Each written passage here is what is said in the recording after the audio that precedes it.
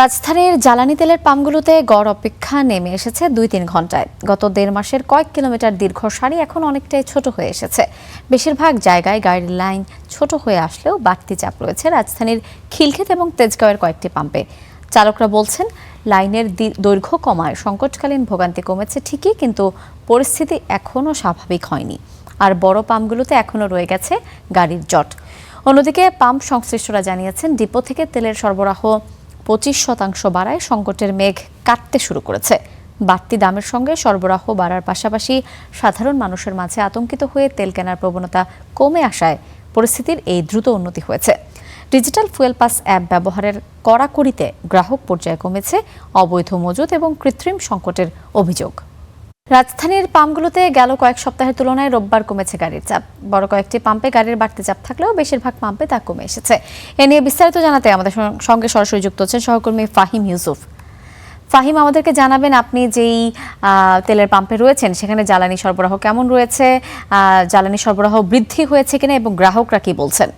আমি যেটি দেখতে পেয়েছি, গেল ১.৫ মাসের মধ্যে সব থেকে স্বস্তির একটি সময় পার করছে রাজধানীর যে সকল পাম্প সংশ্লিষ্ট যারা রয়েছেন তারা, পাশাপাশি গ্রাহকদের মাঝে তো তা রয়েছেই।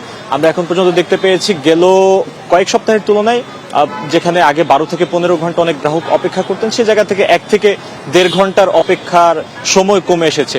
এই মুহূর্তে আসাদ গেটের যে ফিলিং স্টেশনটিতে আমি রয়েছি, এখানে আমরা দেখতে পেয়েছি যে ভোর থেকেই সরবরাহ আসছে এবং সরবরাহ তারা পেয়ে নিয়মিতই কিন্তু গ্রাহক পর্যায়ে তারা দিচ্ছেন, এবং সেই জায়গা থেকে সরবরাহ ঘাটতি আগের থেকে কমে যাওয়ায় গ্রাহকদের মাঝেও এক ধরনের সন্তুষ্টি দেখা গেছে এবং তাদের মাঝে ক্ষোভ অনেকটাই আগের থেকে কমে গিয়েছে বলা যায়।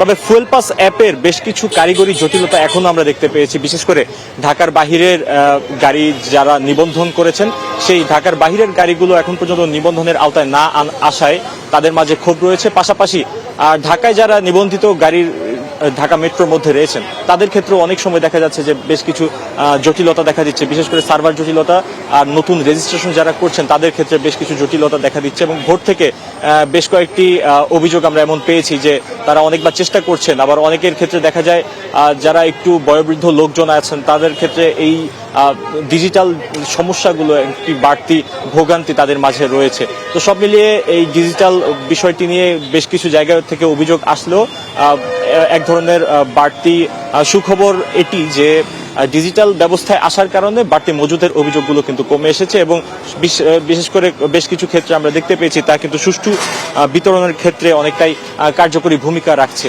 যার ফলে অনেক গ্রাহকের মাঝে কিন্তু অনেকটাই স্বস্তি বর্তমানে ফিরে এসেছে। তবে ধারণা করা হচ্ছে যে যদি সামনে এক সপ্তাহের মাথায় এই সরবরাহ অব্যাহত থাকে সেক্ষেত্রে আরো স্বাভাবিক হবে ধীরে ধীরে বর্তমান যে পরিস্থিতি রয়েছে সেটি। এই ছিল আমার কাছে সবশেষ সীমা। ফাহিম, আপনাকে অসংখ্য ধন্যবাদ।